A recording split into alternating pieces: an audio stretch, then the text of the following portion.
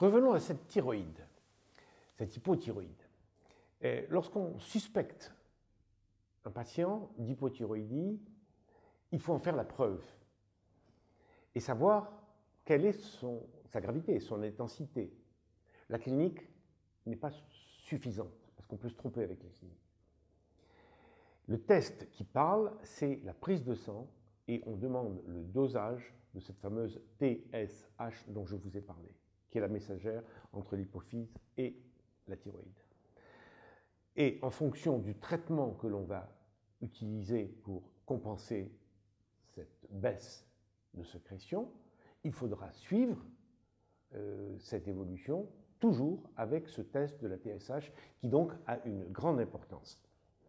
Pour cela, j'aimerais préciser un point d'importance. C'est que lorsque l'on teste la TSH, sur la fiche du laboratoire, vous voyez à côté, normal, entre 0,3 et 5. Entre 0,3 et 5, ça fait un monde, puisque ça fait à peu près 16 fois le minimum. Le maximum fait 16 fois le minimum. Donc vous vous dites, mais c'est énorme, la zone de normalité. Oui, c'est énorme. Et ça pose problème. Et ça pose problème parce que, personnellement, dans ma pratique quotidienne, lorsque je suis un patient hypothyroïdien, je constate que, sans traitement, il ne peut pas vraiment maigrir. Ou très lentement, avec des efforts considérables pour des résultats minimes et surtout des paliers de stagnation qui n'en finissent pas. Et il abandonne. Avec traitement, il y a problème. J'ai constaté que sur cette TSH qui se situe entre 0,3 et 5, au-delà de 3, il était difficile de maigrir.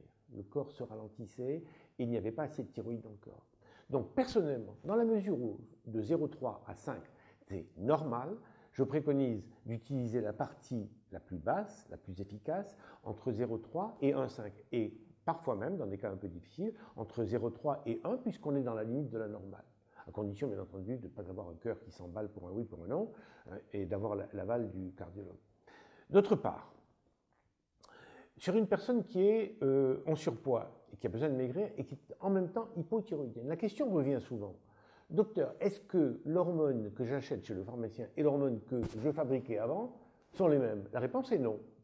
Parce que l'hormone que vous achetez en médicament chez votre pharmacien, c'est une hormone standard. C'est une hormone de prêt-à-porter qui va à tout le monde ou qui ne va pas à tout le monde.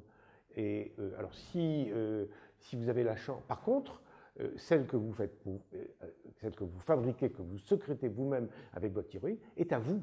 Et elle a la structure de base semblable à celle de la pharmacie, mais elle a quelques particularités qui sont les vôtres. Et donc, elle fonctionne très bien pour vous. Alors, si vous avez de la chance, c'est comme dans un costume, si vous avez la chance de rentrer dans une belle taille 40, c'est parfait, ça marche bien. Donc, si votre sécrétion naturelle est proche de celle du médicament, ça marche parfaitement. Mais si vous êtes différent, il faudra en prendre plus. C'est tout. Et tout ça, ça demande quand même beaucoup de doigté, beaucoup d'expérience. Allez, on y va.